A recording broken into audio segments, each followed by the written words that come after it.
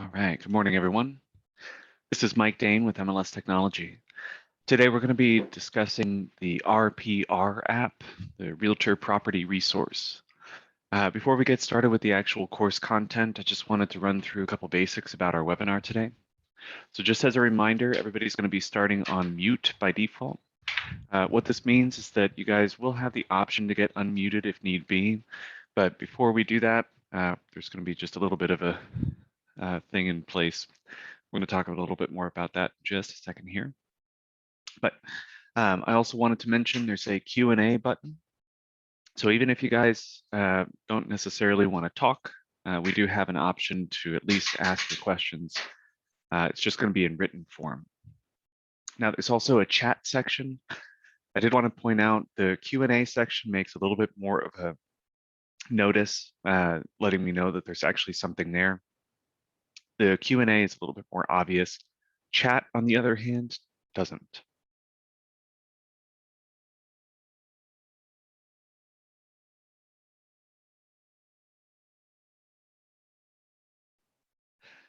Kind of backfired a little bit. I was trying to drink some water so that I would have a nice clear throat before we start, and that's what I was choking on. Anyway, But the chat section is going to be best used for any comments or examples, any stories that you guys want to share.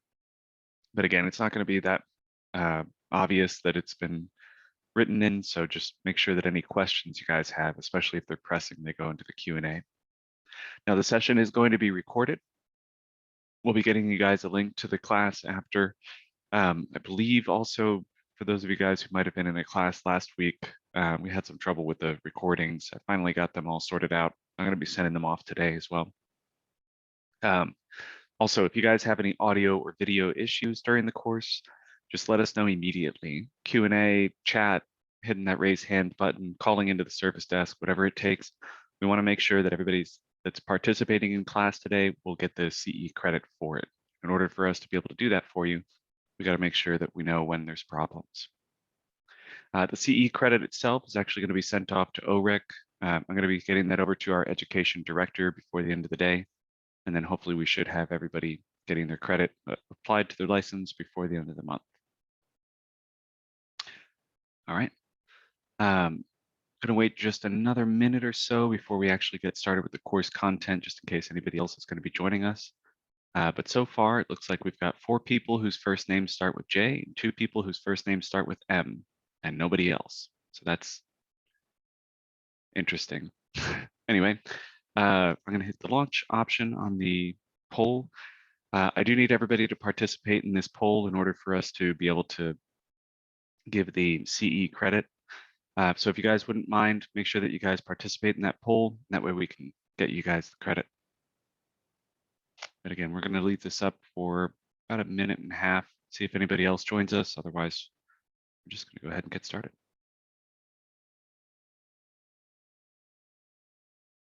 So it's a pretty basic poll. Just, are you new to real estate? Have you guys used RPR already?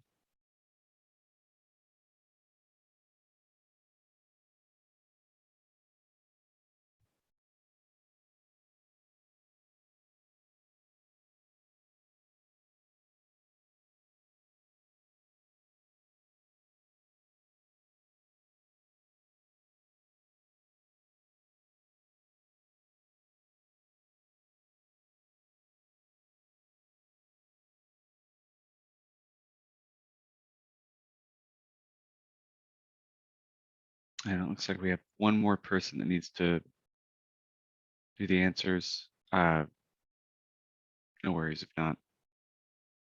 Again, this is only just for this is just to make sure that we've got the CE credit to you guys.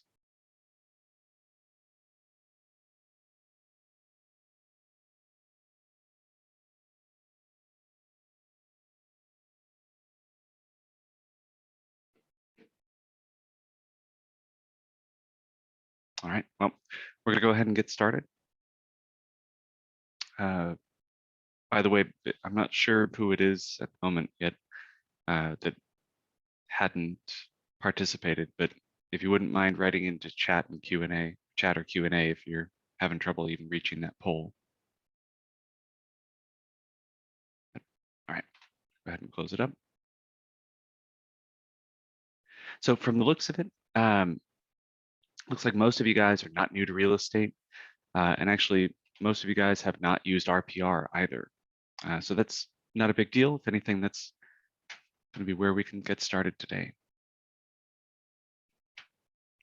Close out of this, get rid of that. So just so you guys are aware, we are going to be doing 2 hours of content, but I wanted to make sure that you guys know we're going to be taking a break in the middle of that. So at the top of the hour, we should be taking a little intermission.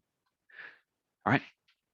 So the way that RPR is set up, we have a link for it on the homepage of our MLS portal.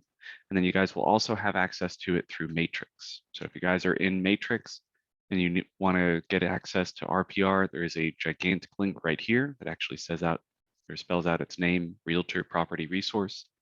And then on our homepage on the MLS, there's a nice big icon for it as well here. Now, RPR is actually a tool that's been provided to you guys by the National Association of Realtors.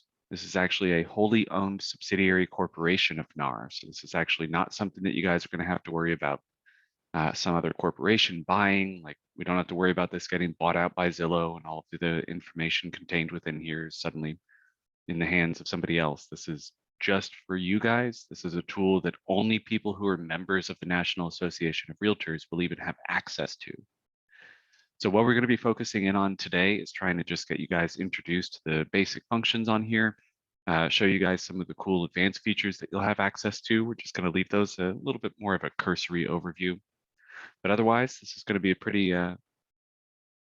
quick overview of everything that this can offer to you guys.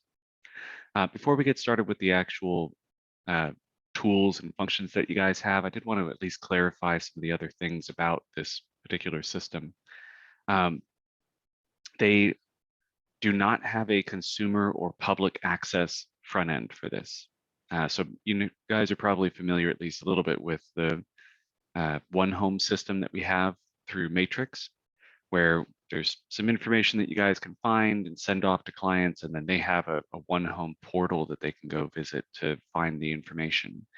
NAR, on the other hand, does not do that. So what they've decided to do is that the realtor property resource is meant to be effectively your tool to make you the lightning rod for any questions that others might have. So when somebody has a question about a particular property, they can actually reach out to you and you'll have the answers immediately on hand. There is going to be at least a little bit of information that you guys can send out to clients in the form of these reports. We're going to be talking about how to actually create those reports a little bit later. And we're going to be doing everything from the perspective of working with a buyer first, and then working with a seller in the latter portion of class.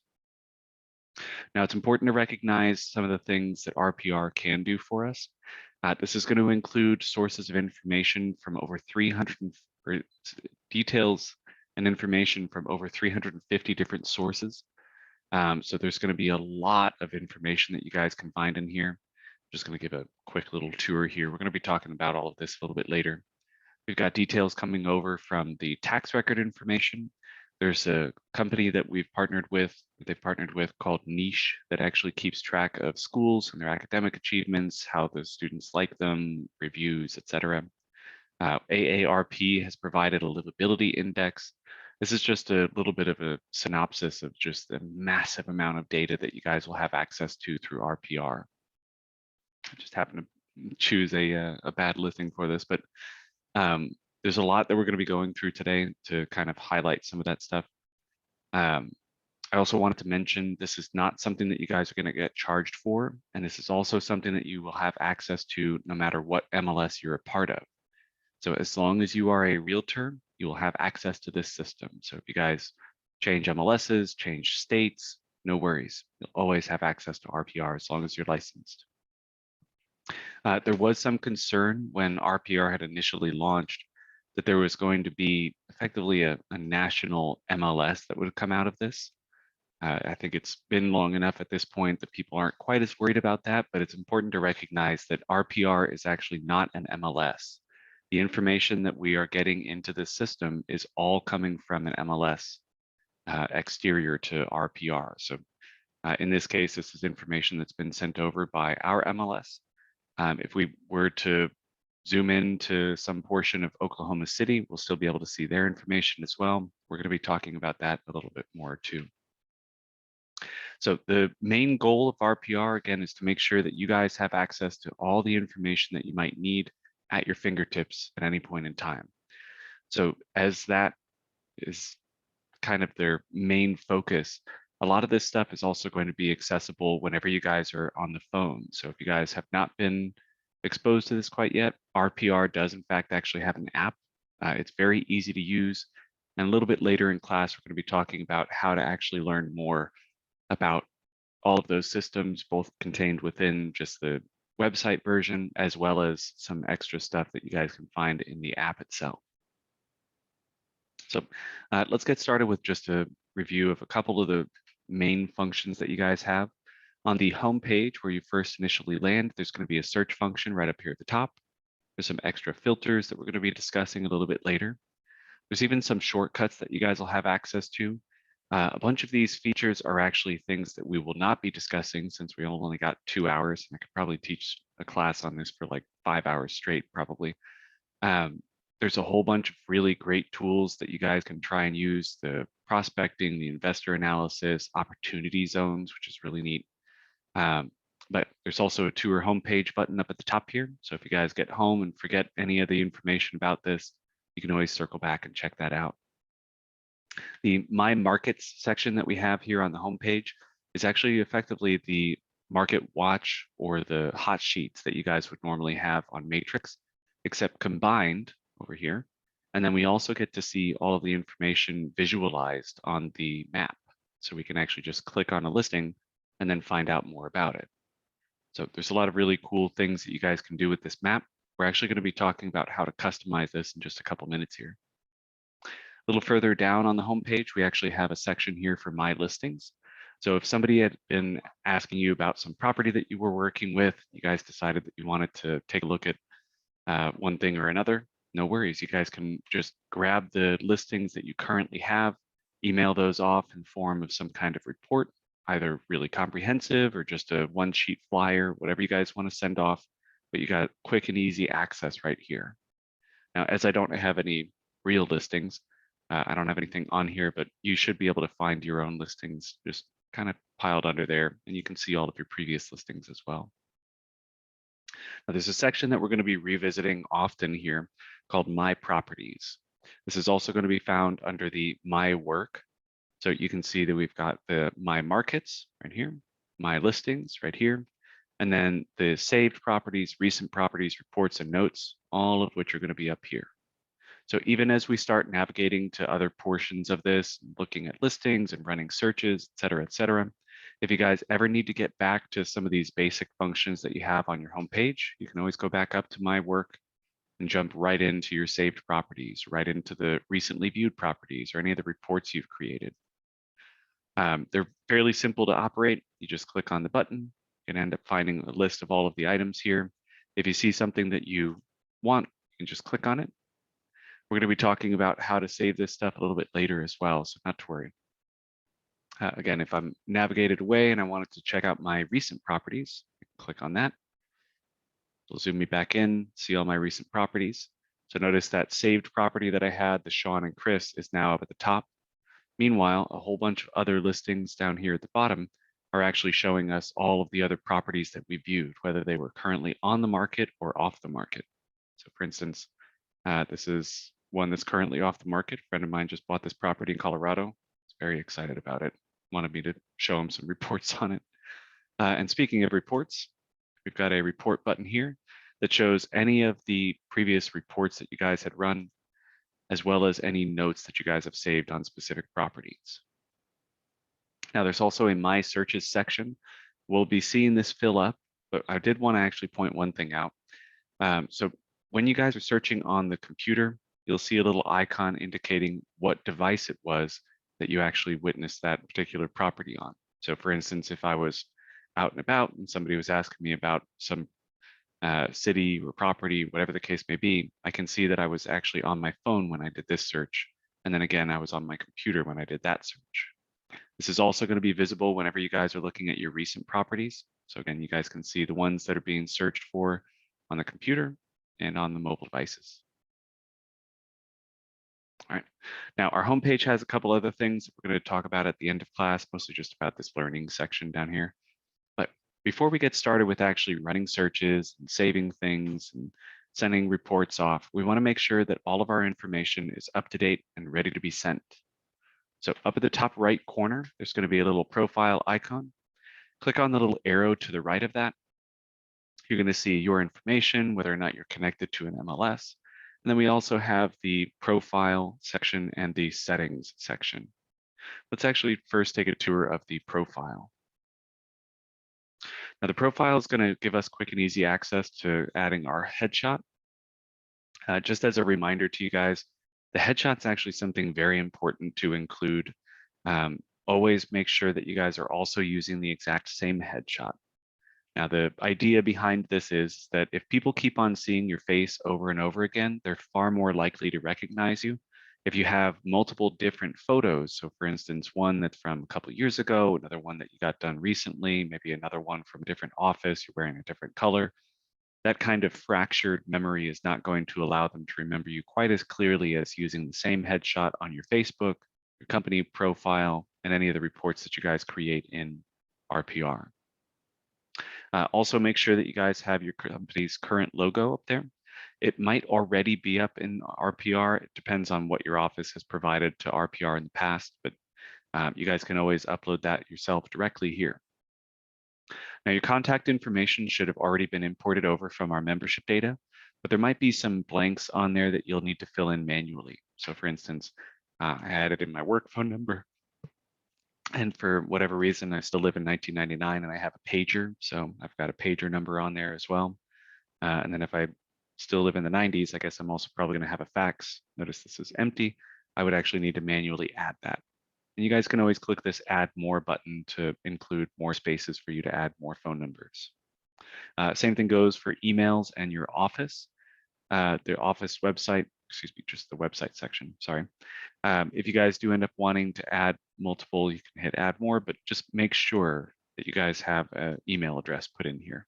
Always double check that you have one. Now there's a section down here that I want to make sure that we review thoroughly. The MLS or CIE info is actually where you guys are going to be connecting all of the MLSs that you're a part of, as well as any commercial information exchanges that you might be a part of as well. Now, it's fairly simple to operate. You guys might already have MLS technology connected to you. If not, you guys can just click on the link up at the top here to choose what state you're in. And then you can choose which MLS you're a part of on the little drop down to the right of that. Now, it's important to note that some of these actually do not share their data with the public.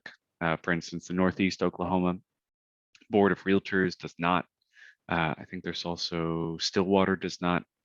Now, this could be for better or worse. I think it's not great, but I do want to clarify that this is going to show you only the information that the other MLSs have chosen to share. Down here at the very bottom, there's going to be a listing data access section. This allows us to see which MLSs are sharing data with us.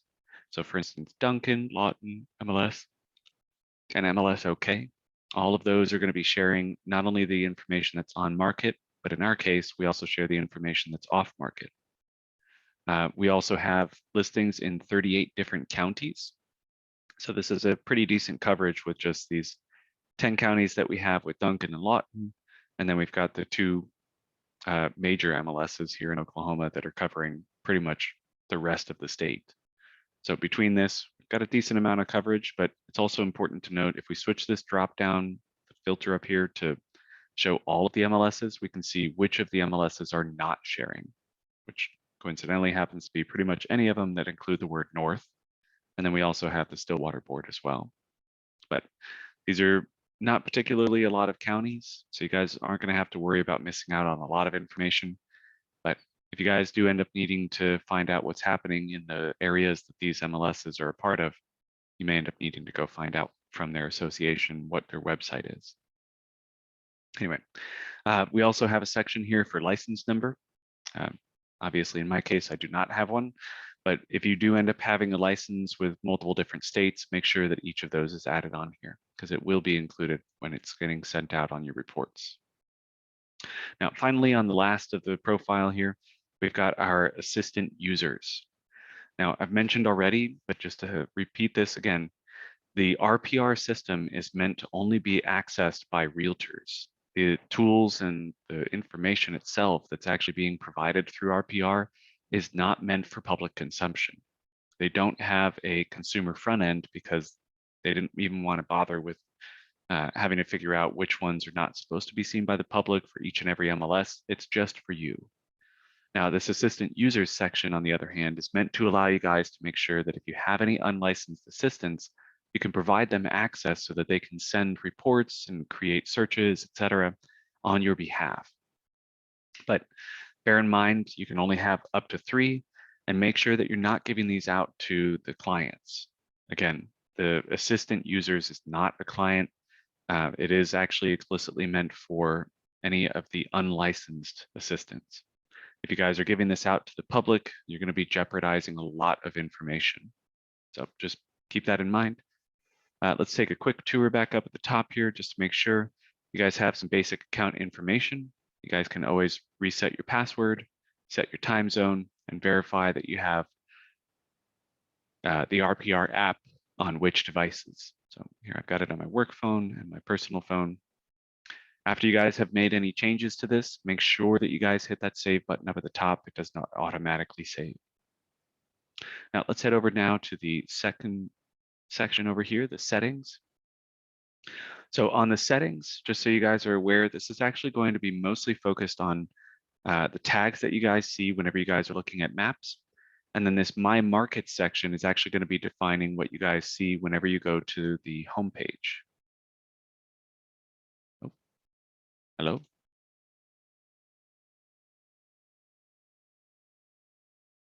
Give me just a second here.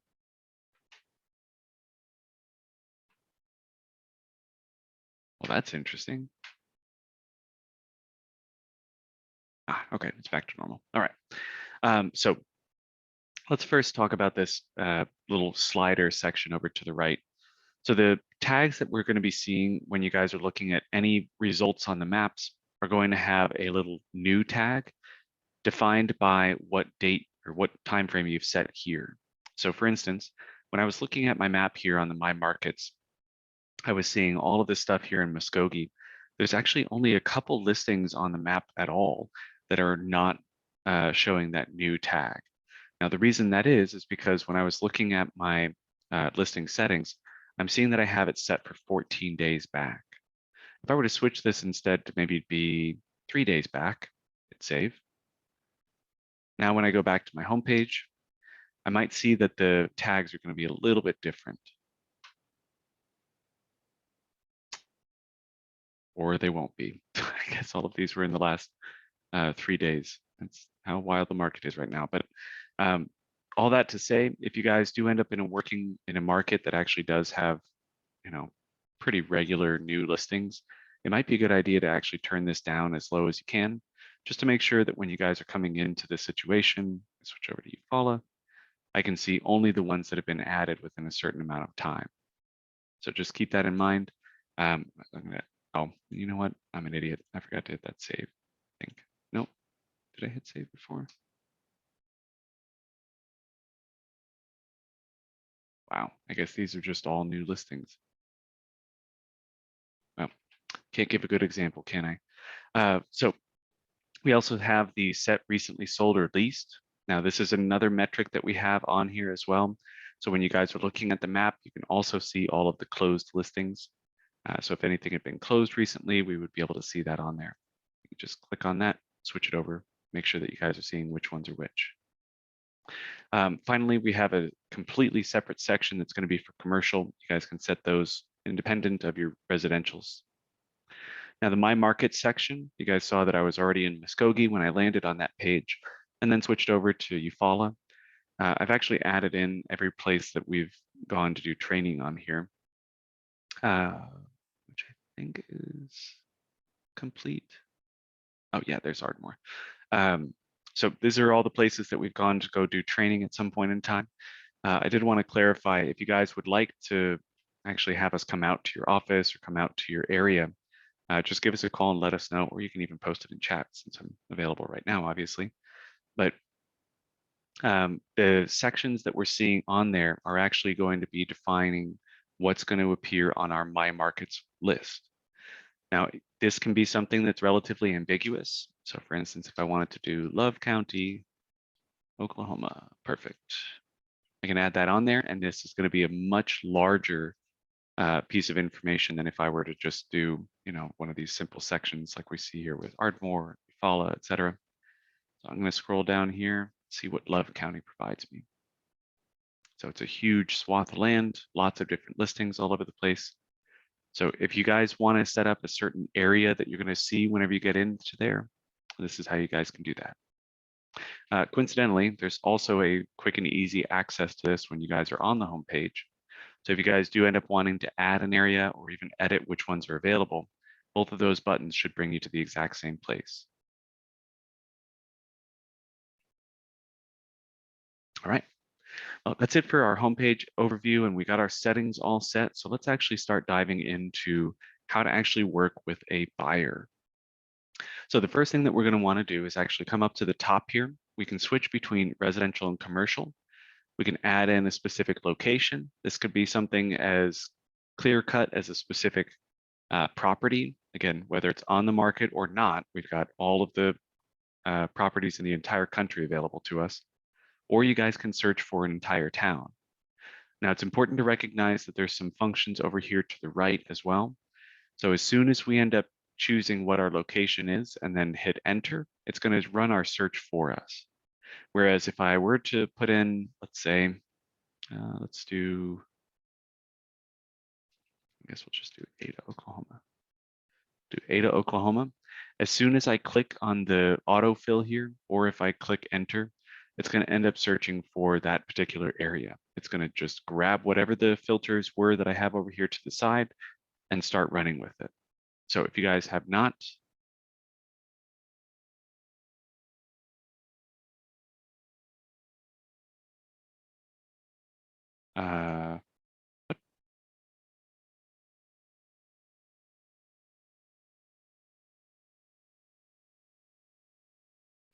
interesting.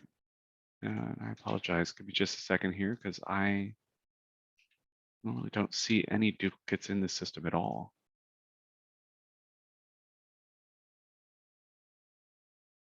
Nope, other way.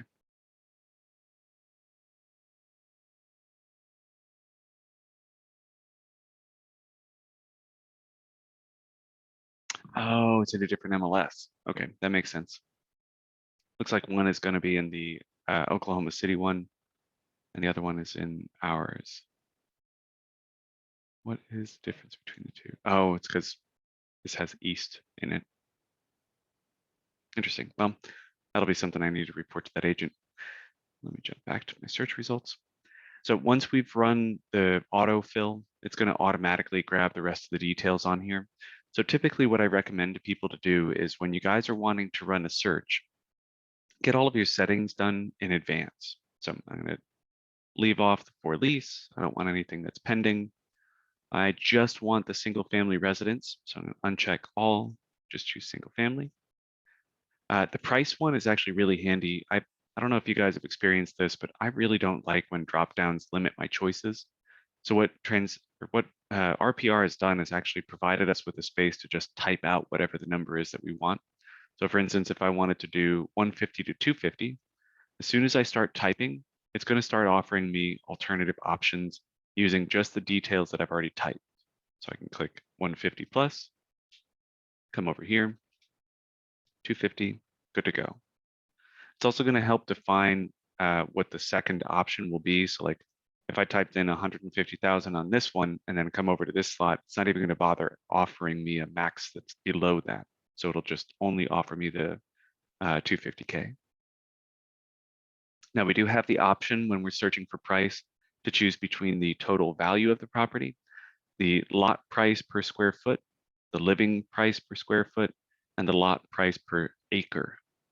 So you guys can kind of get into more of a value assessment rather than just being a flat sum total. We also have a bedroom count. One of the cool things about this is that once you guys set one number, if you leave the other space empty, it's just going to automatically assume that you're going to be searching for 3 or more bedrooms. Same thing goes with baths, 2 or more baths. And then we can also expand out the more filters option to find any of the other options that we would like to add to this. Now, notice that there is some redundancy here. We've got our type up here at the top, same thing here. Property type, cool. Price, got it. Bedroom, bathroom, excellent. But then there is some extra options on here, including a price to estimated value. Interestingly enough, this is actually going to allow you guys to check whether or not the automated valuation model has produced a number that's higher or lower than the price of the property as it is. So for instance, if you guys are looking for a really good deal, you guys can always double check it with this.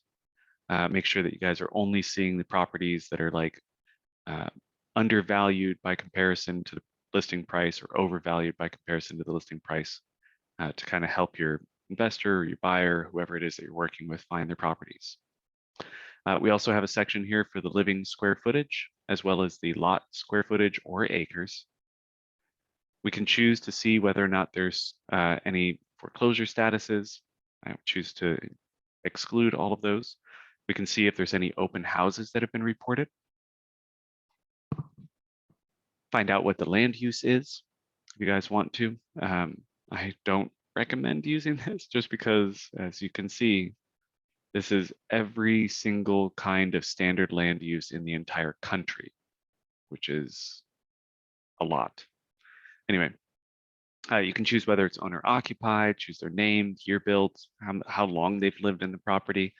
And then finally, we've got a keyword search. Now, interestingly enough, the keyword search is actually going to allow us to search for pretty much every other attribute that a listing might have. This could be something as simple as finding a 2-car garage, 3-car garage, or it might be something like mature trees. So now when I'm running my search, it's going to use all these filters, and all I have to do now is just choose where I want to search. I'm just going to run my search in Tulsa. Boom, good to go. Here are all of the listings that fall within all of these categories and also happen to, oh, and I forgot to actually solidify the mature trees. There we go. Got to hit enter. Then it actually shows up there. So after I've actually added in that keyword, perfect. I still have 7 results that should show up as soon as I hit that update and search. So here we can see all the properties that actually have mentioned or have tagged that there's mature trees. Now it's important to note when we're looking at the keyword search that this keyword search is not just looking for somebody explicitly mentioning some piece of data. Like we don't have to have in the public remarks somebody that actually said that there's a 2-car garage or 3-car garage or it's on a cul-de-sac. If there's a portion of our MLS that actually mentions, hey, it's a lakefront or it has a pool or it's a single story or split level, any of those might just be details that are added to the listing's data and not just the remarks. Whereas mature trees in this case is probably something that they've actually mentioned in the remarks. Let's take a look at one of these listings to find out. That is an extremely cute house. Mature trees, perfect. Wow, they must have done some pretty significant upgrades. That's an interesting price. Actually, you know what? We're going to come back to this. So cute blue house. All right. So if you guys end up finding a property that you like, once you've clicked on it, there's a save function up at the top. You can actually save this with a whole bunch of different names if you wanted to. Like if you had a specific client that you were working with, you could say this is the Miller's dream home or whatever the case may be. You can move in between each of the different results by hitting this next and previous option. But there's also going to be a breadcrumb trail that allows you to move back along our path. So in this case, I found a particular property. I can move back to my search results. And then I can even run back to my property search, which allows me to see the map and define any of the extra filters and features that I wanted on this. Now, I also wanted to point out something else. When you guys have run a search for something, there's going to be an option when you guys are looking at the actual results. Let me show the default result view here. So when we're looking at the results, there's going to be that save icon over here to the right as well. So even before we've actually clicked in to take a look at a listing where we have that save function up at the top, when we're on the results, we can also save it here. So think of this the same way that you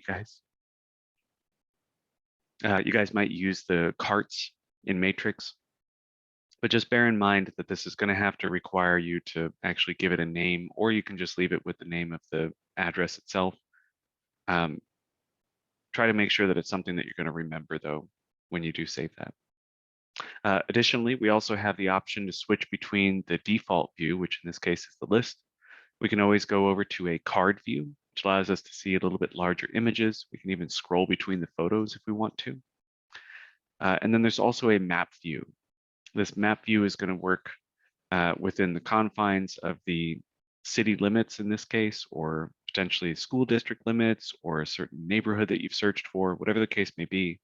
You guys will be able to find the orange outline indicating to us where the city limits are. Now, that doesn't necessarily define where the search results will be coming from. Now, it just happens to be that all of these results are within the confines of the Tulsa County or Tulsa City. But let's say that there was a Tulsa address that happened to be outside of that area. So for instance, something up here, it's not going to be a Catoosa maybe, or it might not necessarily be Broken Arrow, but it's just outside of the city limits, but still has a Tulsa part of their address. So it actually says Tulsa there. Those will still show up. That's especially important for those of you guys who might be working out in rural areas where the city limits aren't exactly where the city limits are. It's not usually defining where the addresses end. Now, the map function itself is actually really cool. So we're going to linger here for just a moment. I'm going to actually switch us over into a full screen view. This full screen view is going to switch it so that the map is now the only thing that we see on the screen. There's no tabs up at the top. There's no start menu or anything on my screen. All map. There is a recenter function as well as a zoom in, zoom out. This recenter function just brings us back to wherever we had initially searched. We can switch back out of the full screen here. There's also a view option. I'm going to actually zoom us into a specific spot. You can actually take a look at this. Oops. There we go. Take a look at this cute house on Heritage Hill. And let's actually take a look at this view. So by default, we're actually going to be showing the road view. Now you can switch it over to the terrain view, but just so you guys are aware, this is Oklahoma, so you're not going to find too much texture on here. And if you do find some texture, it's probably not going to be very tall, but maybe I'm biased because I grew up in Colorado. We also have a satellite view. Satellite view is going to switch it over so that you guys can see it's literally a satellite view. So you might notice that all of a sudden everything kind of got scrunched one direction or another. In Tulsa's case, all of the satellite imagery that we have is actually from a little bit further south of us. So you'll notice that whenever we switch between the satellite view and the aerial view, keep track of what happens to some of these long, narrow properties. Suddenly they all expand out. So the aerial is going to be a top-down view, whereas the satellite imagery is going to be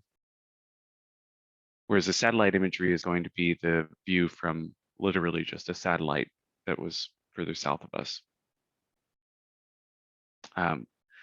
Either way, you guys are going to be able to see some of the details on there as well. So if you guys do end up in a situation where you wanted to find out, where there's a little pond nearby, or if there's any forested areas nearby, et cetera, you guys can switch between either of those and should be able to see it. Now, there's also a draw function as well. So for instance, instead of actually choosing maybe a city limit or something like that, if I just wanted to actually do my search over here, I could actually click the draw option and do either a freehand. I can draw a shape around that. We can search within that area, save that area. We can even edit it further if we wanted to. There's also going to be a radius tool. We can even add in a polygon tool, which is a little bit more structured. This is the one that I like the most. The freehand polygon is okay, but in my case, I like this regular polygon tool because it allows you to just click and add corners to things, so that if you wanted to make a very exact shape, you guys can actually do that. There we go. And then you guys can save this as a custom area. Again, if you guys want to use this for future reference, or if you guys have your quote unquote stomping grounds, you guys can draw that on the map and save that as an area that you can search in later. And then finally, we also have the box option, which is really boring and easy. You guys should be able to figure that out. So I also wanted to address our driving area. Now, the driving area is going to be broken down into 3 different categories. We've got the travel time, distance, and traffic counts. Let's start with the easiest one. The traffic counts option is going to allow us to see what the traffic is in a specific area. So interestingly enough, get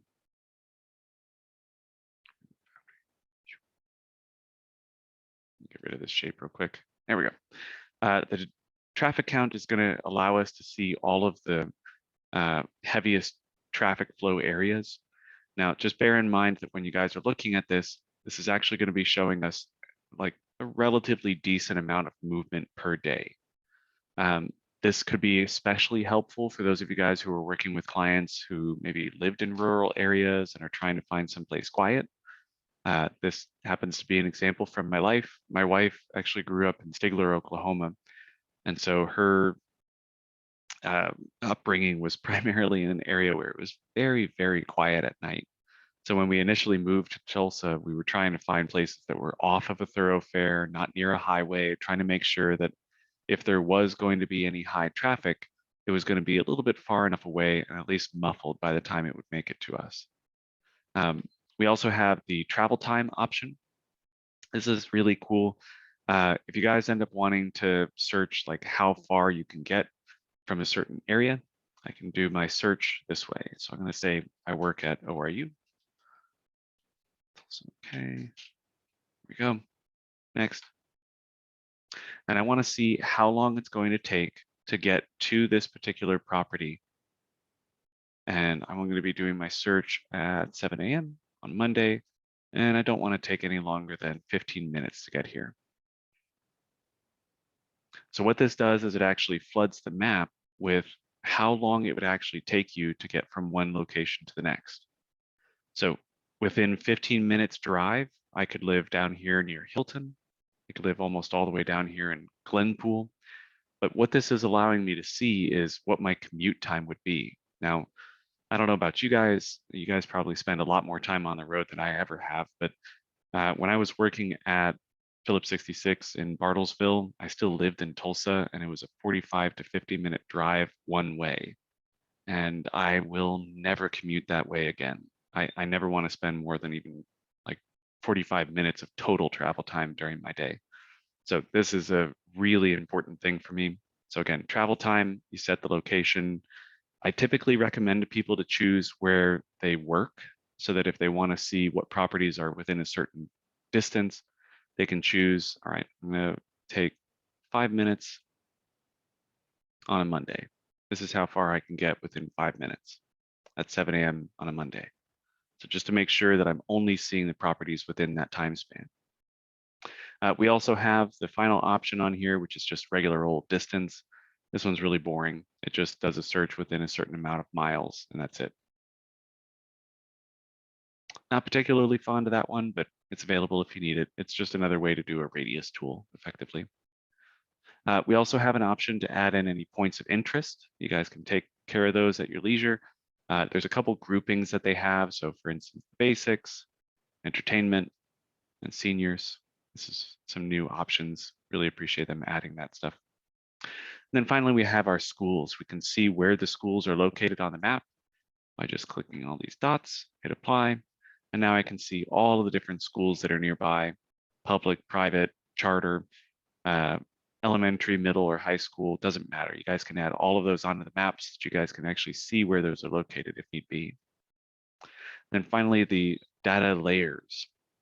Now the data layers is actually broken down into some usually like pretty easy to understand tools. Like housing density is one that I'm particularly fond of. I like being able to see how far away I might be from neighbors, etc. We can always check what year something was built to find out maybe the stuff that's older or newer.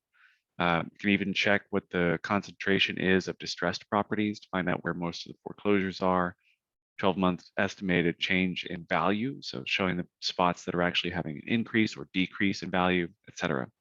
Now, this is something that I would recommend that you guys take a look at, even if this isn't something that you guys might think has any utility right now.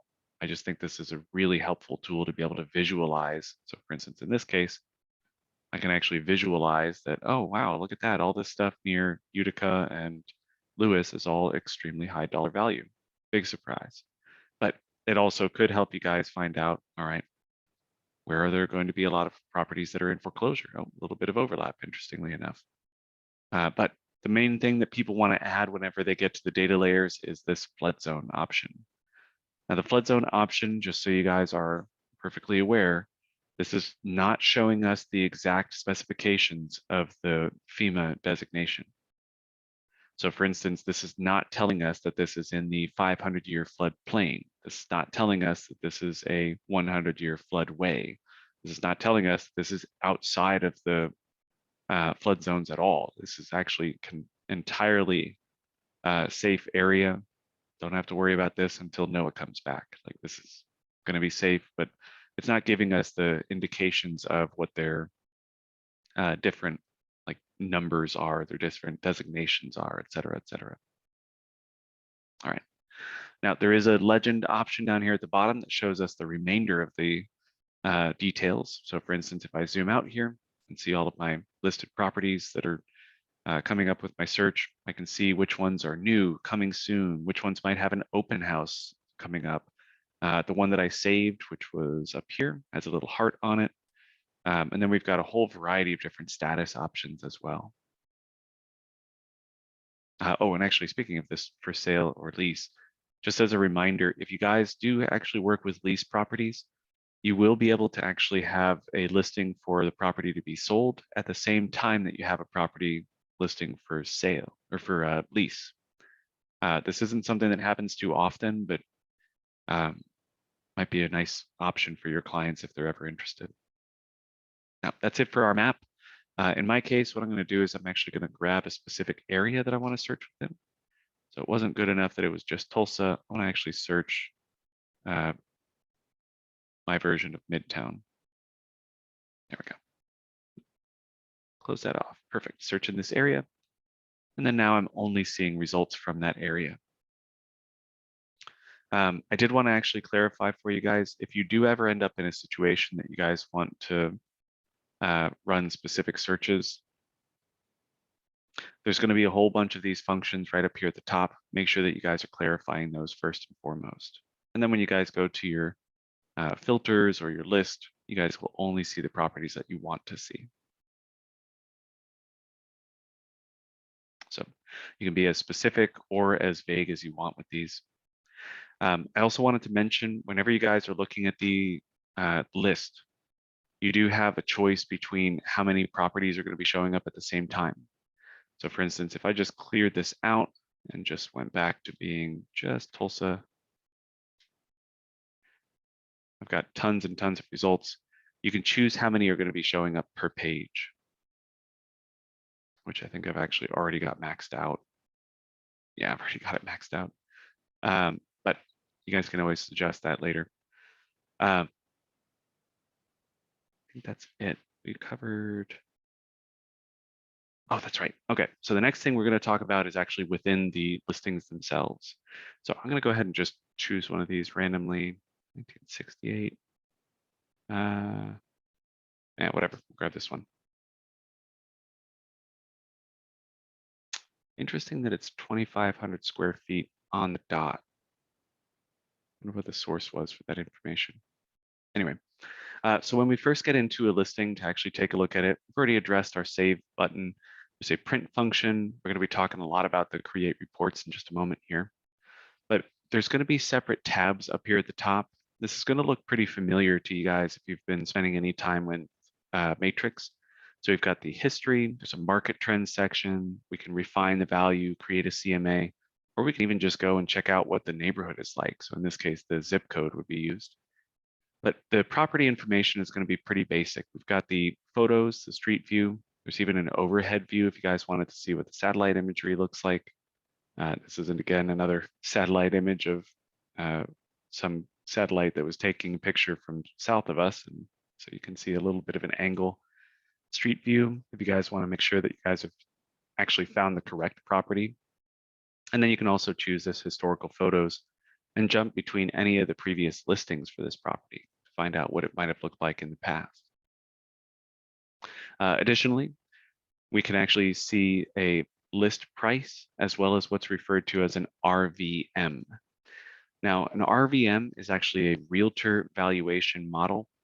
The AVM, which is an automated valuation model, is actually something that's a little bit more generic that you guys have access to through Realist, and it's notoriously the Zillow's estimate is an AVM. But just so you guys are aware, the RVM is actually the realtor valuation model. This is something that's specific to just realtors. As always, with the actual term realtor, that's a specific title And this is only being used because the National Association of Realtors has created an algorithm that's theirs and theirs alone. So this is a branded version of an AVM, similar again to the concept of the Zestimate, but this is going to be far more accurate. So what we're seeing here, for instance, is that the list price at $25,000 is a little bit over what the RVM was. Now, there could be a variety of reasons for that, so don't just assume that the listing agent is bad at pricing things. There might be some significant upgrades, or this market is actually hopping right now, and this estimate was kind of keeping more track of the stuff that has been sold and not necessarily what's actually going to be selling soon. But the RVM does include data that's going to be from the MLSs, as well as the stuff that the AVM usually includes, which is the tax record information. So when we're looking at this, we can see this number here, and then there's also going to be a range down here at the bottom. That range is going to be wider or narrower based on how confident the score is. Now, in this case, the confidence score that it's provided is actually pretty high. They ended up having the monthly change go down a little bit. Maybe this actually happens to be an area that's noticing a decrease in market value. They might end up having to sell this property for a little lower. But whenever you see a confidence score that's this high, that means that they have a wealth of different data that's available to them from the tax record perspective, as well as from the perspective of the MLS. So the higher this goes, the more likely that this number that they're providing is actually going to be the final number for the sale. A little bit further down, we do have a description. This is going to be the public remarks section. Some property facts, including the public facts, which is coming directly over from the tax record, and then the listing facts, which is coming over from the listing that the listing agent entered. Again, this is suspect to me, but there is one thing that I wanted to point out while we're actually looking at this property facts section. You have the option to actually add in any additional details that are missing.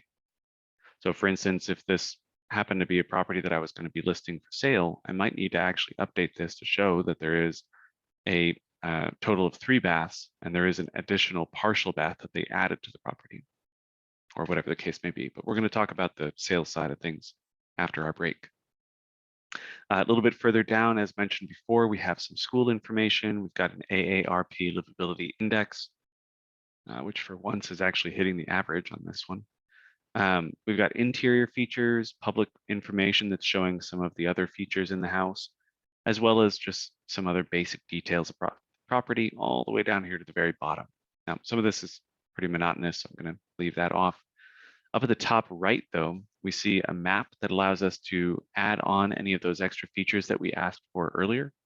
So remember, we've got the drawing tool, the driving tool, the points of interest, what schools are nearby, and then we again can add in any of the flood zone information. So let's zoom back in here, make sure. Is this in a flood zone or not?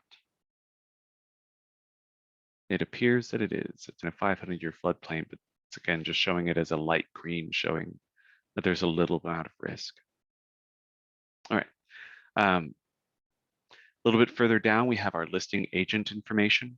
When you guys are actually viewing some of the listings on the app, there's actually going to be a nice gigantic button that allows you guys to just quickly and easily jump into a conversation with this person.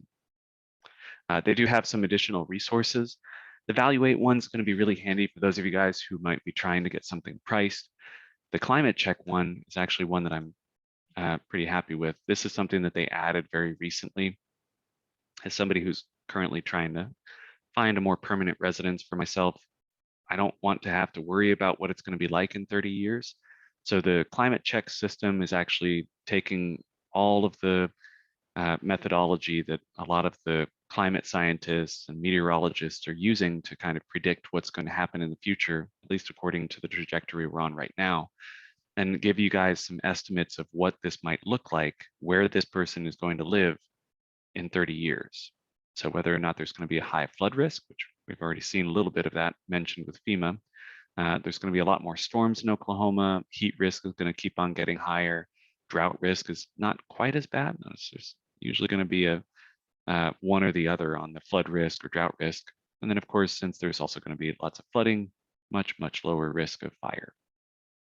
You can also get a free report RPR is partnered with them, so you guys have access to those free reports whenever you guys need them.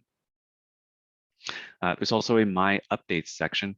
This is an important one if you guys are actually in conversation with your buyer about this particular property or still searching for another property maybe. You can actually add some notes on here and say, they really like the koi pond. Oops, I can spell, I promise. There we go. So they really like the koi pond, and then I can come back to this later and be like, oh, they like the rest of the stuff. All right, all right, all right. Oh, that's right, they like the koi pond. You also have the option to add in any photos as well. So if you guys are needing to take some photos of the property or some things that you like or don't like or need to discuss with the listing agent later, you can do that. There's also the seller's proceeds, which we'll be discussing in a bit here. And then, of course, we also have some historical records, some extra details about the property, showing just any of the previous listings and the current listing details as well. Now, there is a how this city compares, which shows the breakdown of this particular area versus the county and the state. This is going to be a lot more interesting information if we were looking in, I don't know, Eufaula, Tahlequah, whatever, because it's not going to just be the, Tulsa, Oklahoma. Speaking of those charts, those are also going to be found under the history and the market trends sections. So if you guys do end up wanting to check that information out, you can go into the tax information from the history. You can see all of the assessments, the AVM or RVM, and also when it was listed. We also have the market trends section, which is just going to be giving us effectively what exactly is happening in this area. Wow, big surprise, we're in a seller's market. We also see how many active listings are in the area, how many sold listings, public records, listing inventory. There's a whole bunch of information. This is actually all revamped recently, and I strongly recommend that you guys take a look at it to find out what it can offer for you. There's a refined value and CMA. We're actually going to skip these for now because we're going to be talking about those a bunch while we go through the seller side of things. But the last thing I wanted to mention before we take our break is this neighborhood option. Now, just keep in mind, there is this breadcrumb trail that shows where we can go. So if I wanted to go back to my property, there's a nice big button right here that brings me back to the property. Or we can also just go through that breadcrumb trail up at the top. Because again, you'll also be able to see my search results, the listing, and so on. Now, the neighborhood section is actually going to show us a summary. So this is still going to be showing us pretty much that same exact market report. Shows our AARP for the information, what the occupations are. It looks like there's a lot of healthcare workers in this area. Then we also see our housing information. Again, this is also another area that just got revamped recently. So a lot more clear indications of improvements or reductions, et cetera, et cetera. We can also see the people information. This is going to be demographic data. This is mostly broken down by the zip code, unless it's explicitly mentioned. So like in this case, Tulsa, Tulsa County, Oklahoma, et cetera. Because I searched for the city, it's going to be primarily focused on the city itself. Showing education levels of the population, what the population of children by age group. This one's especially important for my wife since she's an educator. Population of adults by age group. Households with children, household income brackets, occupation categories, presidential voting patterns, all sorts of information on here. Again, as you guys are going through all this information, there's going to be a create a report button that's going to be following you along as you travel through here. The economy information has actually been updated recently, so you can finally see that the unemployment has actually been dropping. Where did the unemployment rate go? Oh, there it goes. Wow, it looks like there was a deadly global pandemic. Whee! Things are finally starting to level off again, thank goodness. And actually, I think we're lower now. Yeah, would you look at that? Down to 2%. Before it was, yeah, I can get my cursor onto the right line. There we go, 3%. Interesting. Quality of life. Showing, and this is very important for me. Again, I grew up in Colorado. I need to make sure that there's enough days of sunshine, as well as making sure that there's enough rain, because I grew up where it was very, very sunny. Average commute time. Welcome to Tulsa, where everything is very close. How people get to work, whether people are using public transit, barely anybody is. It's just America, pretty much.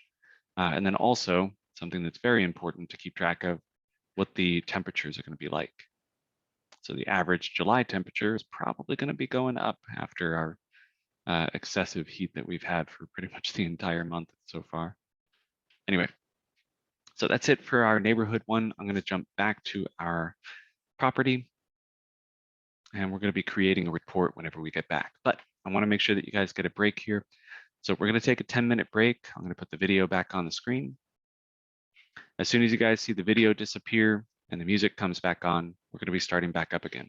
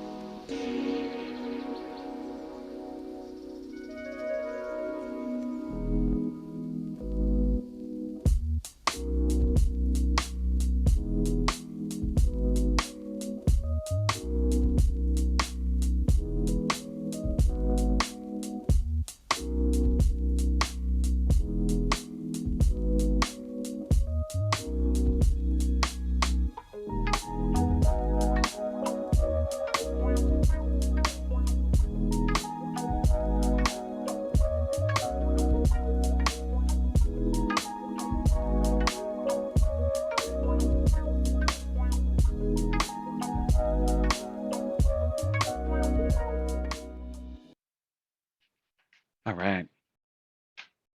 Welcome back, everybody.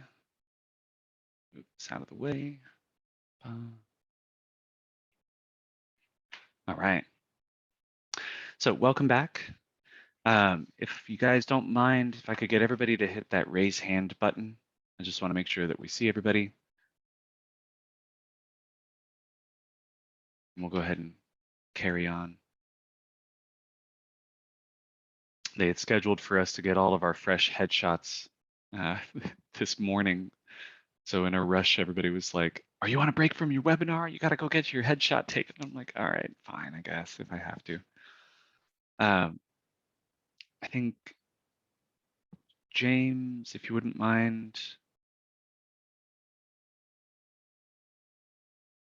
and I think Maddie as well. If you guys wouldn't mind, hit that raise hand button real quick. James and Maddie. Just need to know that you guys are still present and accounted for.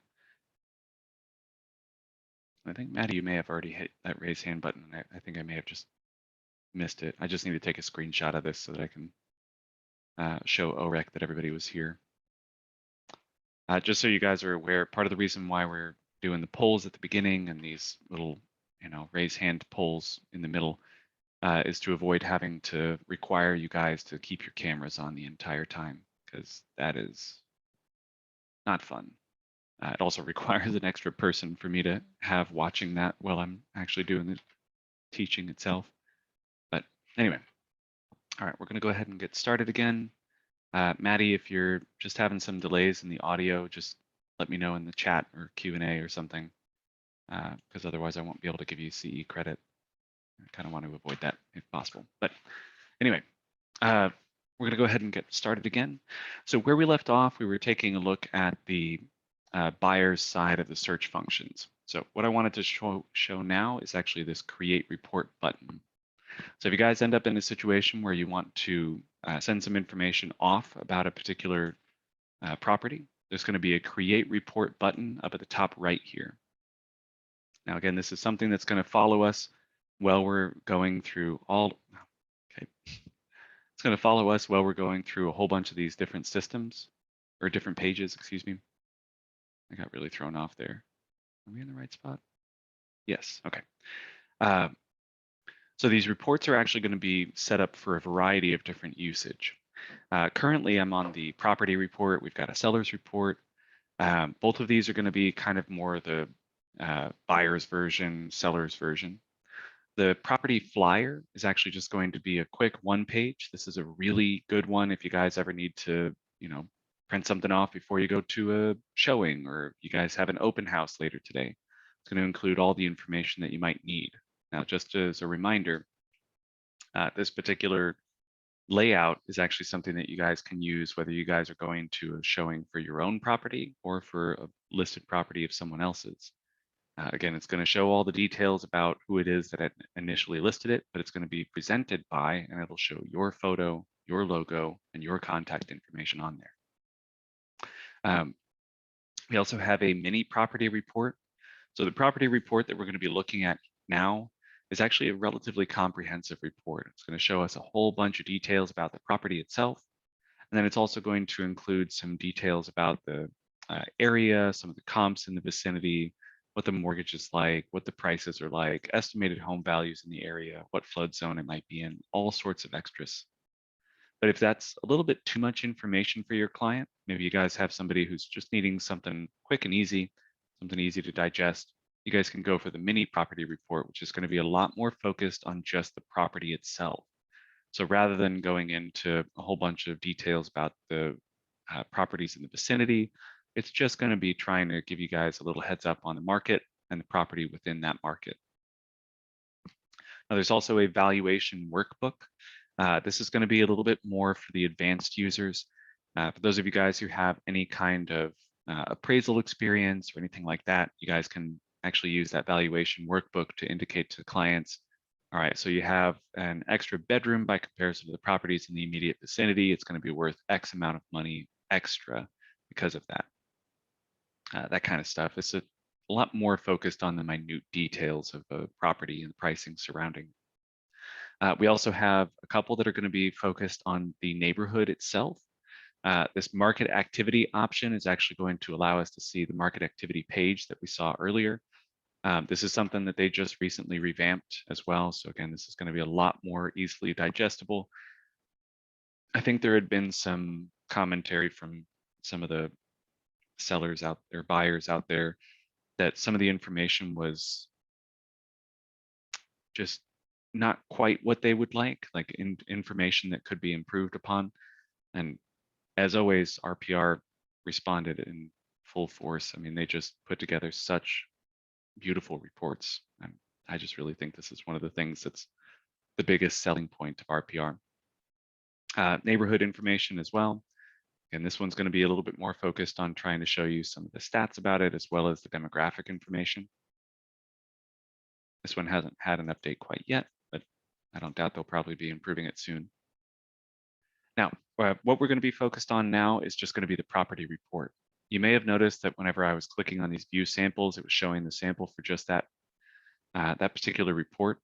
Within each of those reports, there's also going to be additional options that you can turn on or off. So this plus icon is going to allow us to see all of those at the same time and find out which portions of this I would like to include or not include. One strong suggestion, especially for those of you guys who might have clients that are looking for schools, is to leave off the school reviews.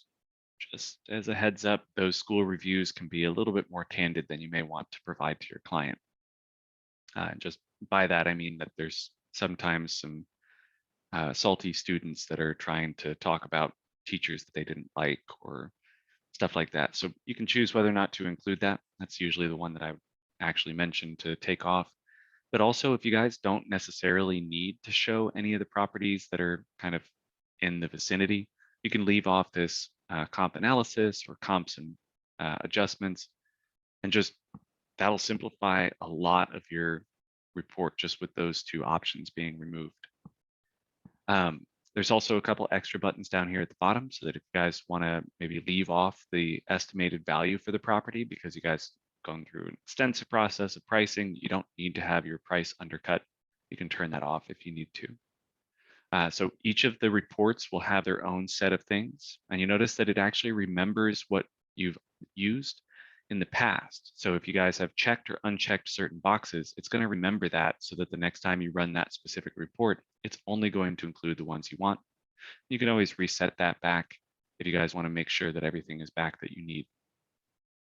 Additionally, when you guys are on the property flyer, you get to choose which photo that you're going to be using, including a couple photos that look like they were accidental.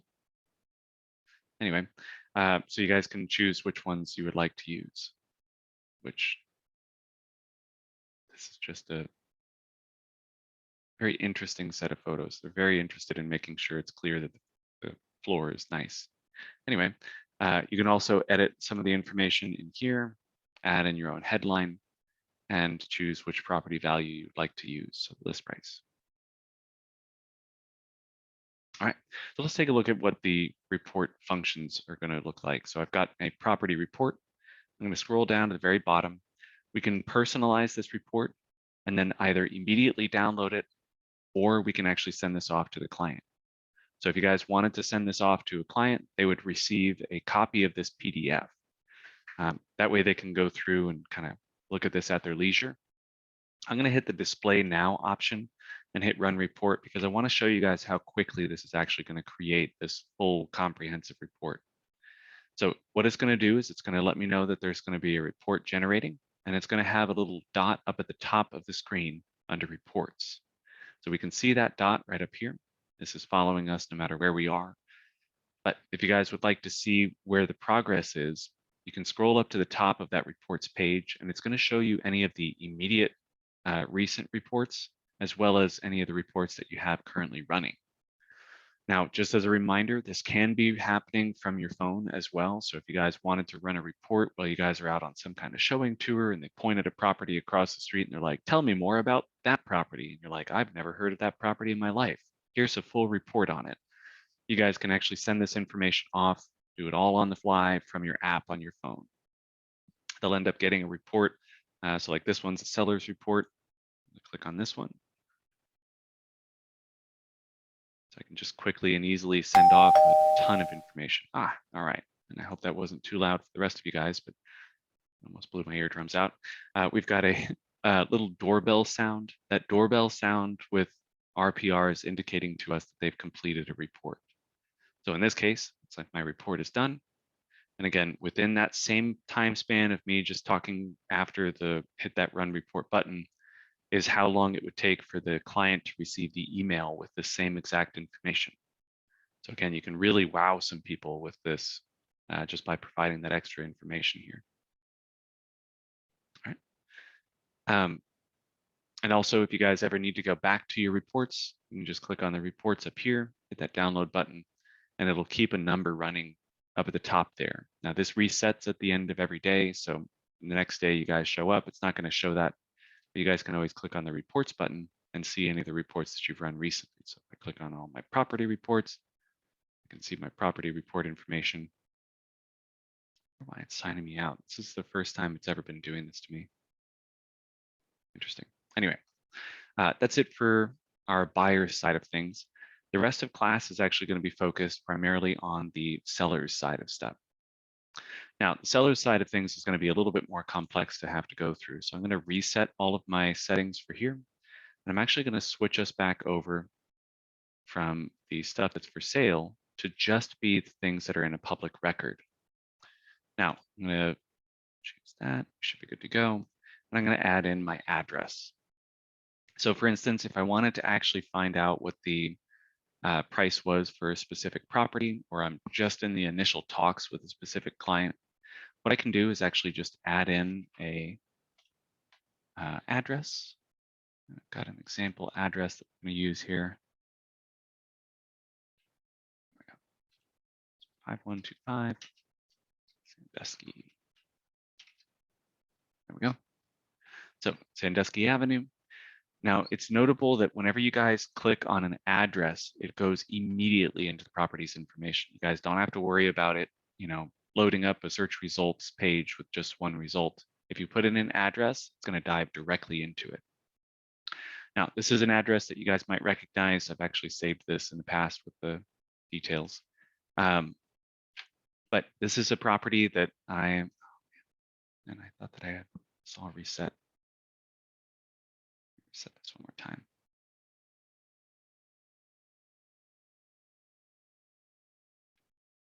Set these. Okay. Oh, that's my mistake. I actually ended up resetting a different property that I was going to be using. There we go. Okay, now we're back to the base settings. Okay, so I've got this off-market property. When I first land here, I'm going to end up having either an AVM or an RVM that should appear. If you guys notice that there is not an estimated value when you first arrive, that means that that market doesn't have enough activity, or there might not be enough activity immediately near this particular property, or it might just mean that there's not anything like it nearby. So in my case, it looks like it actually did provide a relatively confident score. Remember on the last one that we were looking at, it was 250 was the price, and then it ended up with a 237, and the range that it provided was topping out at 244. Whereas in this case, 340 with a bottom range in the 200s and a top range almost into the 400s. This is a much broader range, and we can see that that's actually partly because of its confidence. There's not enough properties in the immediate vicinity for it to give a 5-star quote, but it's going to end up having a broader range because it doesn't have a 5-star quote yet. Now, this price that we see over here to the side might be exactly what I was hoping to quote to my client, or maybe it's somewhere in between these two numbers. But there's going to be a couple of extra options for us to start refining the value and even create just a traditional CMA if we don't have an estimated value that we want to refine, or it's just radically off. Like we found a couple properties, oddly enough, we found a couple properties earlier that are literally that you guys just have a value that's just radically different than what the estimate is supposed to be. Now, one of the first things that we want to do before we even get into the refined value, CMA value process is making sure that we have all of the details correct. Now, in the case of Tulsa County and also Washington County, and if you guys know of any others that do this as well, no, but there is actually a big glaring omission that they have whenever they enter the listing data, the property data on the tax records. They do not quote the bedroom count. I don't know why. I don't think it's a good idea, but they don't have that information. Now, I happen to know that this is a 3-bedroom house, and a 3-bathroom is actually correct, but it's actually 2 full baths and 1 partial bath. So I've got these changes made, and then when I come down here to the bottom, I'm going to save those. What that's going to do is actually influence what the value is when I start getting over to the refined value, and whenever I go over to find the comparable properties with the CMA value. So make sure that you guys have all this information correct. And just as a reminder, since we're actually now talking about a property that is not listed and does not have photos, there is going to be a photos option over here. You guys can actually run this photos option from your phone.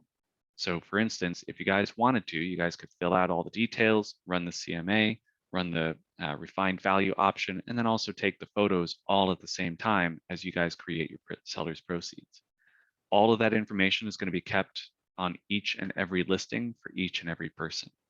So you guys can add all this information. You don't have to worry about somebody else seeing this. This is just for your own edification. Same thing goes with the photos. These are your photos. You added them here. You're good to go.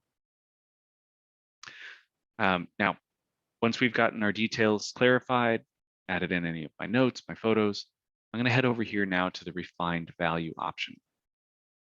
Now, just to clarify again, the refined value is taking whatever our estimate is and then turning that into a value. So we're turning that into a little bit more refinable value. So in this case, I've got my 3 bedrooms quoted. I changed this from a 3 full bath to a 2 and added a partial bath. If I actually remove this partial bath and hit apply, you'll notice that this actually decreased it even further. If I swing this back up to 3, apply, now I'm back to the base amount. So this is effectively going to give you guys a computer generated estimate. I want to clarify for you that is not actually something that I would recommend showing to your clients directly, like this exact process. I mean, giving them an estimate is one thing, but showing them that, all right, well, your removal of that full bath actually took off almost $26,000. And then of course, when you guys added in that partial bath, that restored, about 22 of that. So good for you guys. You made some changes that brought the value back up again, but maybe there's been changes to the living square footage. So for instance, maybe they trimmed down to just 2,000 square feet, that removed value. If they ended up increasing it to 3,200, apply, that's going to increase its value. So again, this is all going to be based on what the specifications are of the house. Just make sure that whenever you guys are going through this process, you get all that information put in first. And then we also have a section down here for the refined value based on home improvements and needed improvements.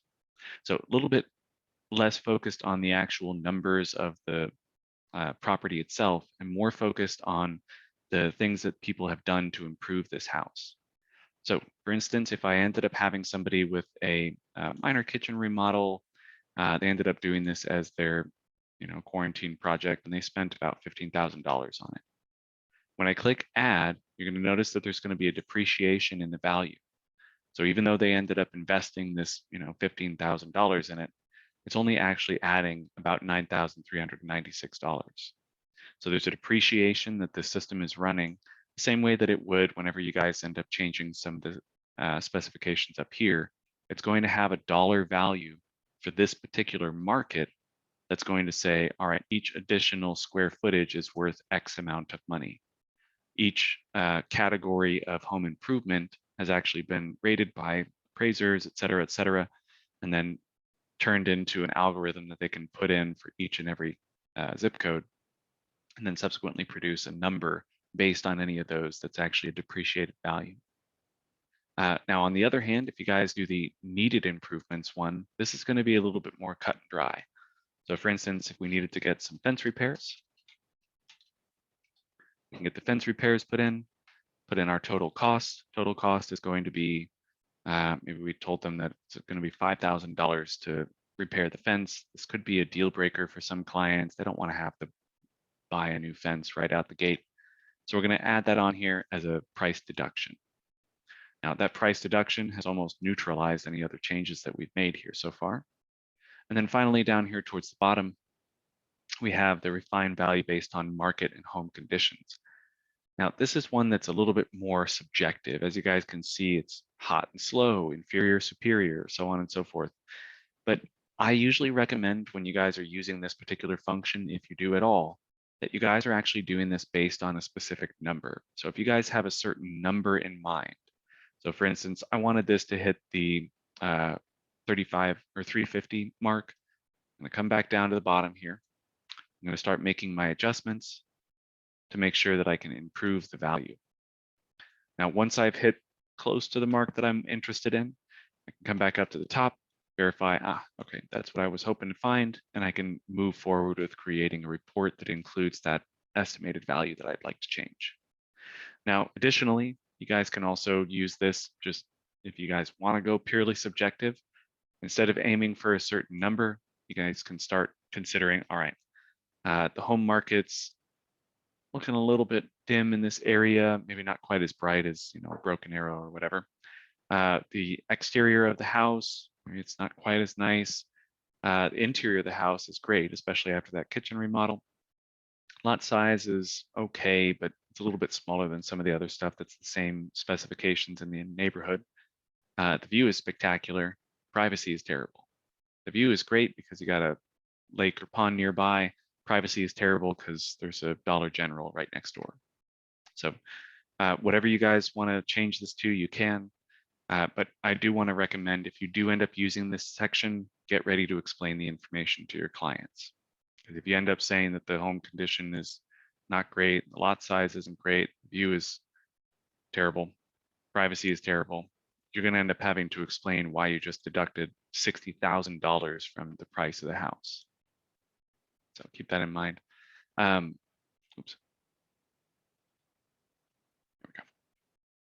All right. Now, if we do end up making some adjustments and I'd like to actually move forward with this particular value, I can go ahead and hit apply on all this stuff.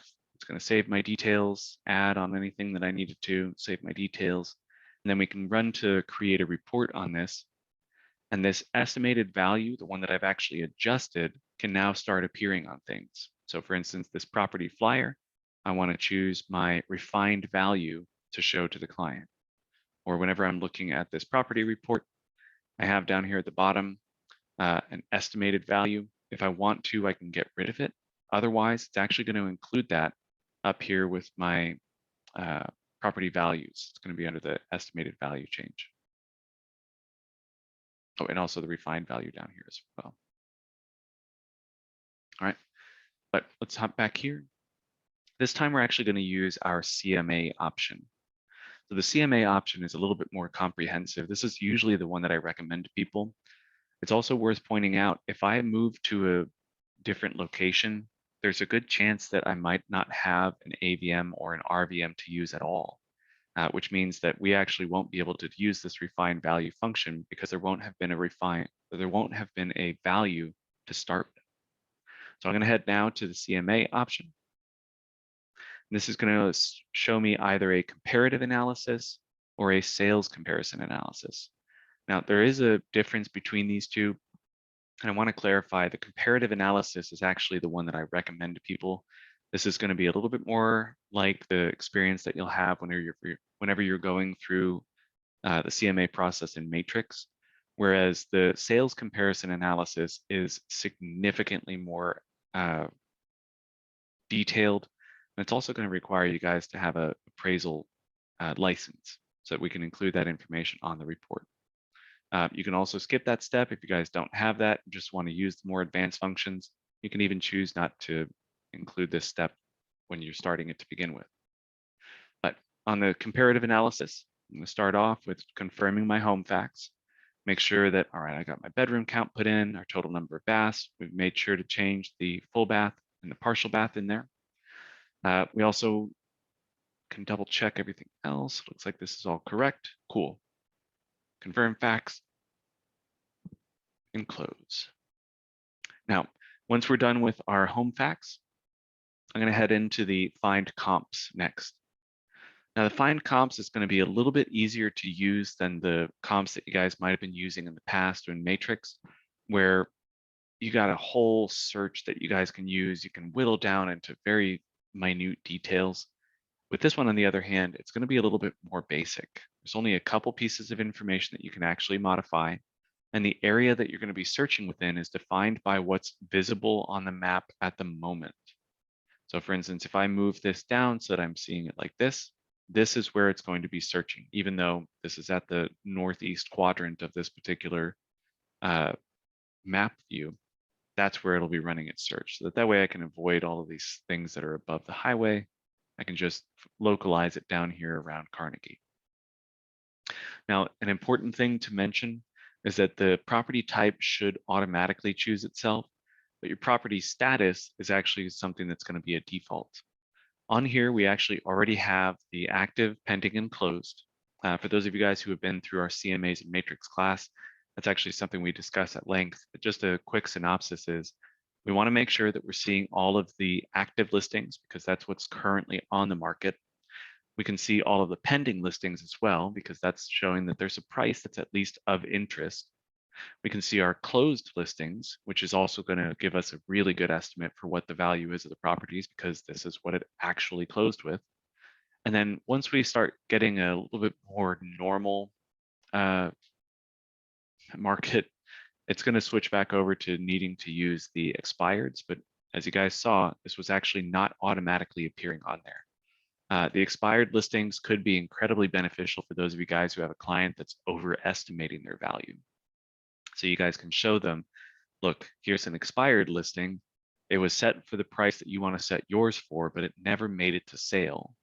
Or it expired and subsequently it stayed on the market for another 2 or 3 months. And that's actually this closed listing that you see here. That closed listing was for way less than what you ended up wanting your property to be valued at. So that expired might be very important. We also have the off market date. Make sure that you guys have this set to 6 months. It lets you go all the way up to 12 months, but I'm not entirely sure why they included the within last 18 months. I mean, I guess it's possible that you guys might be out in a rural area where there's like next to no activity whatsoever that you might need to go back that far. But 12 months is pretty far back. I would usually only recommend using that if you guys are working with a property that's, let's say, I don't know, out in the Stigler area, I guess would be a good example. There's not too much activity going on in that area, so you may not end up having a lot of comparables to use. So you could expand your search out to the last 12 months to kind of include everything.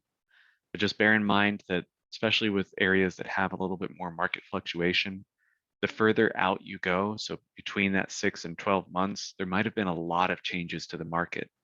So like if I even went to this within last 18 months here in Tulsa, that's a completely different market. That's the beginning of 2021. The market was radically different. First of all, it's the beginning of the year. Second of all, it was right after 2020. Like this is just not going to provide me with very good information. So make sure that you guys limit this. 6 months is the one that we recommend. Now the size is automatically going to be set. You notice that it only puts in bedroom and bathroom count. It's not even putting in a max count. It's just trying to find anything with at least 2 or more. Living area is going to be focused around the property's amount. I think if I remember correctly, it's like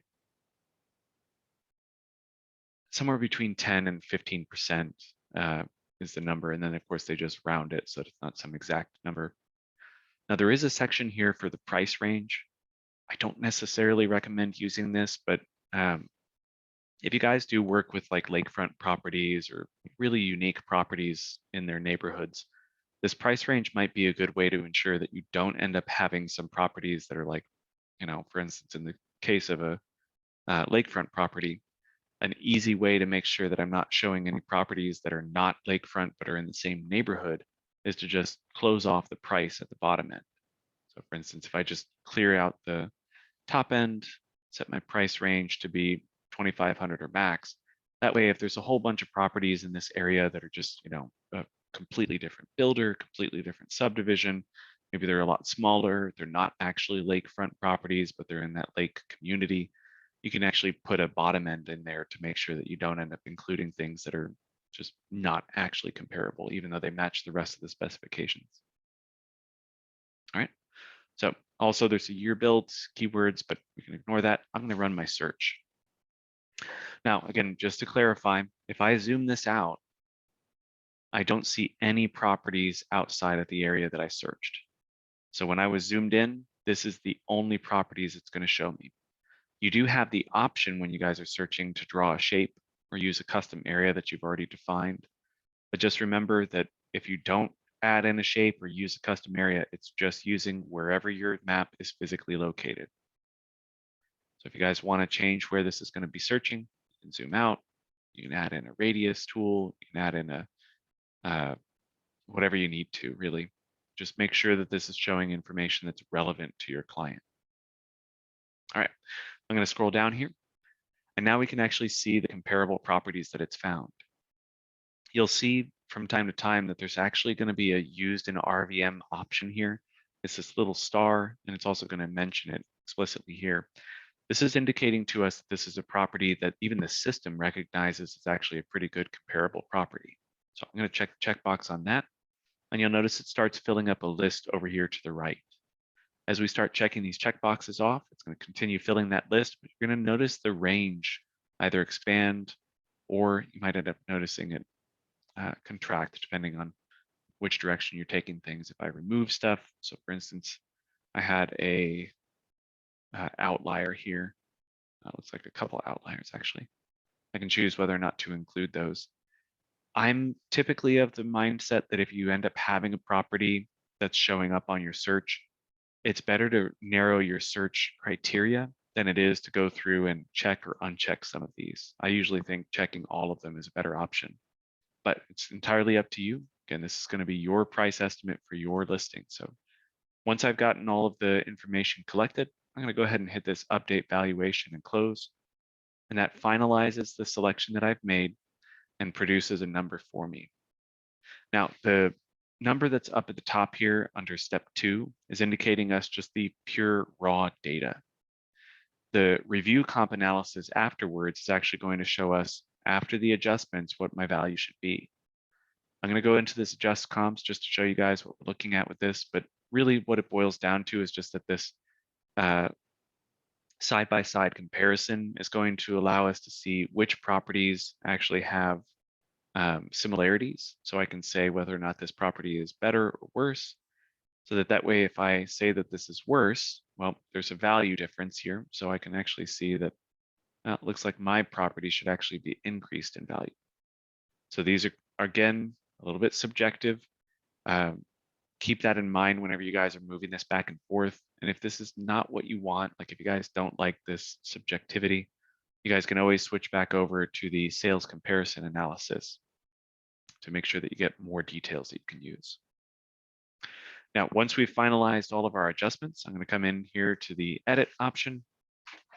I'm actually going to indicate a little bit more flat value here. So I'm going to take off, I mean, this goes all the way down to a single dollar.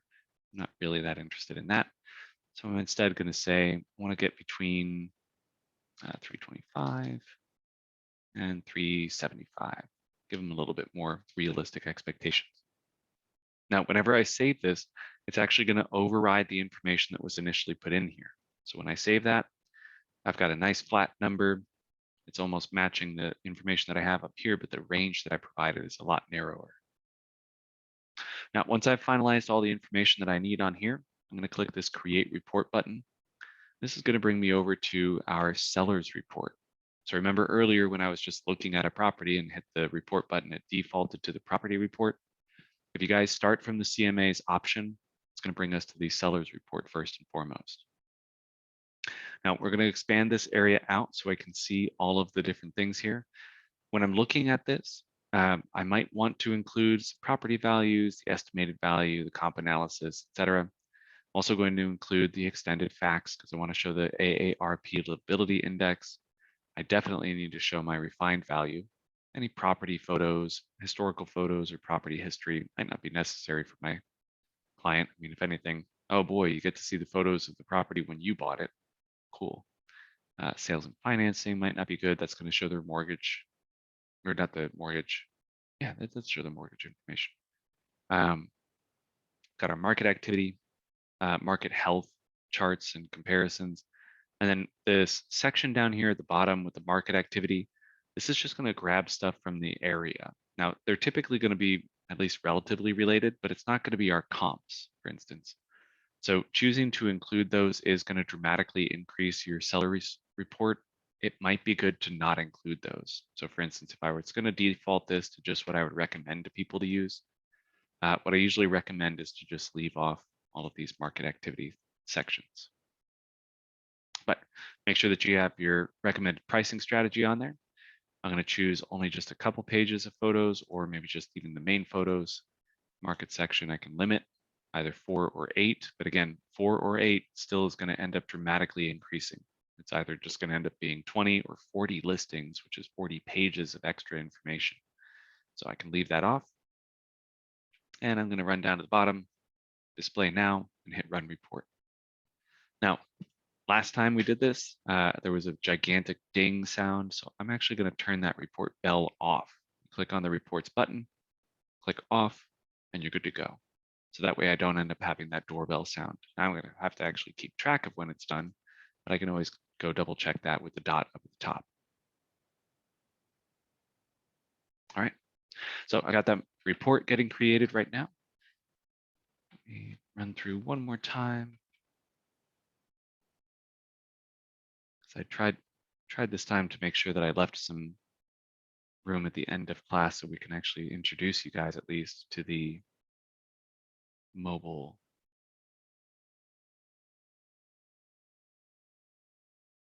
app. Perfect. Okay. Yeah, I think we're all set. I think really the only thing that I actually skipped in order to give us a little bit more time was just the history tab and the market activity tab. I sometimes spend a little bit more time in there, but it's usually pretty self-explanatory. I'd usually just recommend to people to play with it in order to see what happens with it.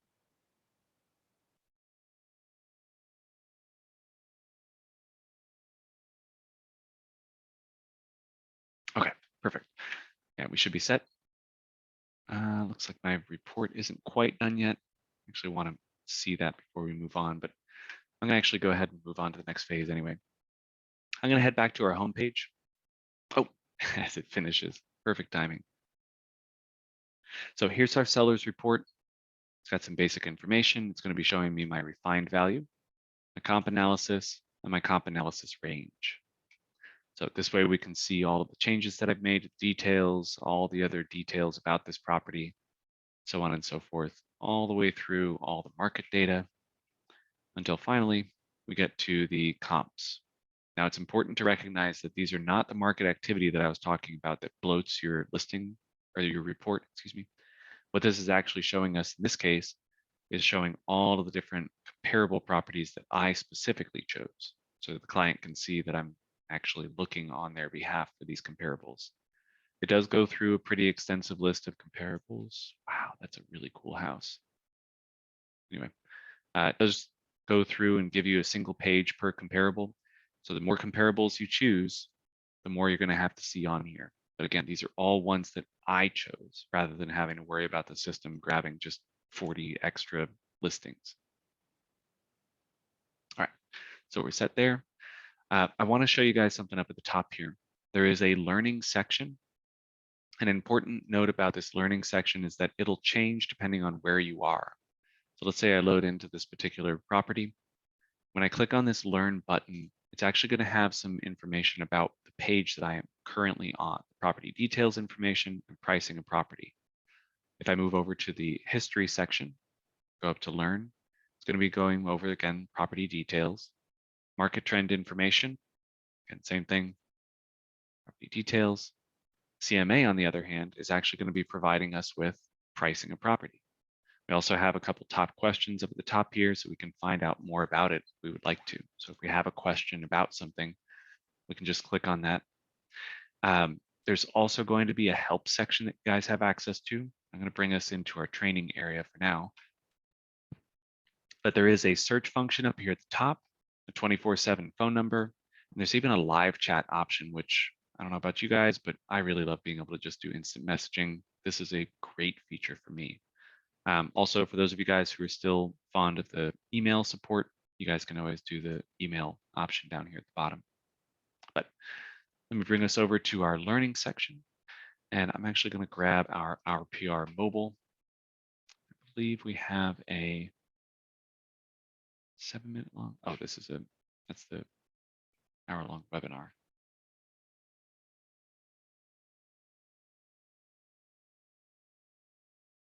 Oh, did they just remove that video apparently? I feel like I was just watching it.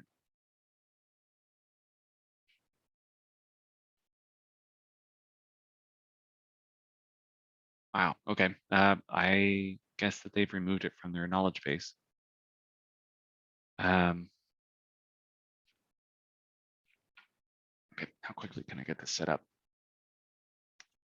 I apologize, I didn't anticipate this part.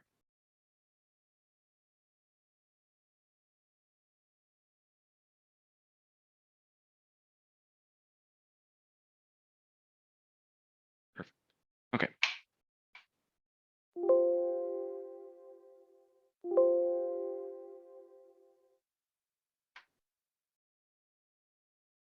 Ba-da-ba.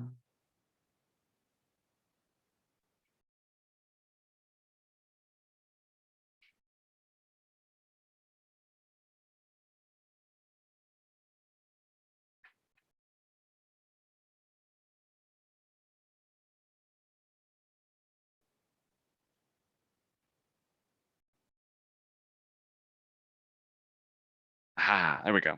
Okay. I was hoping to have a little bit more time to go over this, but that's all right. Just gonna drop this over here. You can actually check this out. So this is directly from my phone. So there's an RPR app. It's going to be this little icon here. When you guys do a search for it, just run a search for just RPR. Leave it at that. Easy peasy. When I click on RPR, it's going to bring up the sign-in page when you guys are first getting in here. You will have an independent email and password that's going to be getting you into RPR.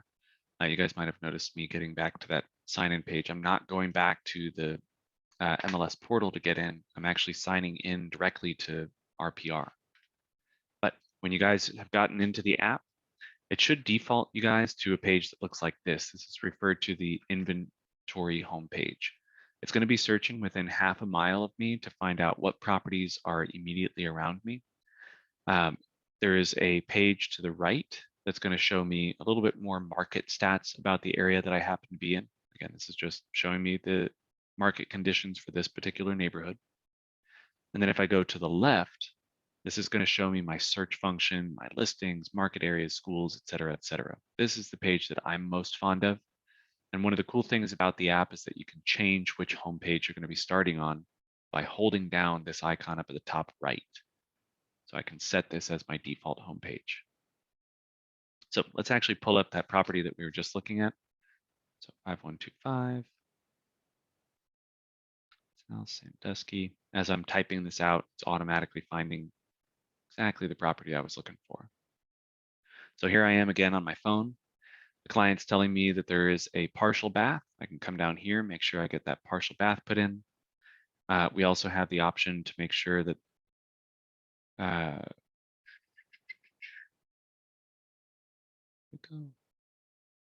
I think they moved it. That's right. Yeah, oh, it's right up here at the top. That's my mistake. I can enlarge the map, see extra information, add the traffic counts to my map, and even get the directions added on there as well, so I can go straight to that property from where I'm located. Especially handy for those of you guys working with resident or rural properties of any kind, vacant land, etc. Now, Right up here towards the top, there's going to be a create comp analysis. So again, even when I'm out on the road, I can still go through the process of verifying all the facts.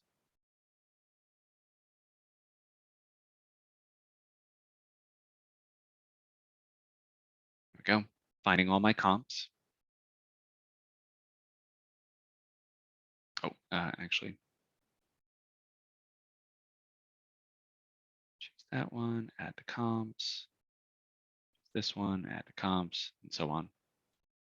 And then once we're done, we can verify the information the same way that we saw before using the sliders, and then finalize our report with the price range that we wanted.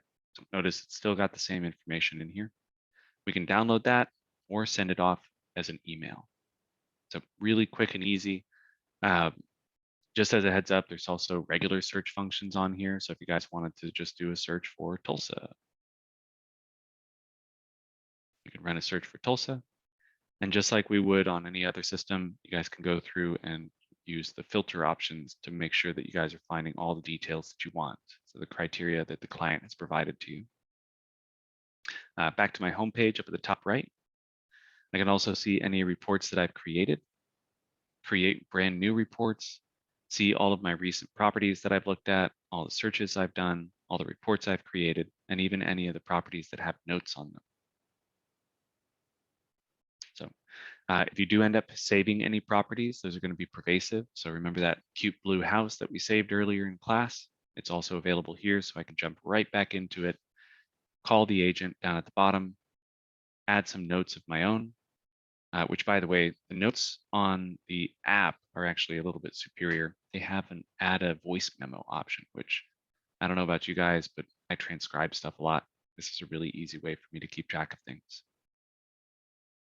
All right, but that's a really, really haphazard introduction to the mobile app. I'm sorry, we had a better option for that in the training area a while ago, but I think they got rid of that synopsis. In the interim, though, this is the biggest thing for me. Get into it and try it out. The biggest thing that I've noticed with RPR is that a lot of people will end up giving it a try and realize how much better it is than most of the other apps that you guys have access to. On top of the fact that now suddenly you have access to all of the properties in the entire country, as well as I think it was like 80% of all of the listing data that's in the system or in the country as a whole. So really, really handy. Anyway, that's it for our class today. Thank you guys so much for joining us. If you guys don't mind, hit that raise hand button one more time.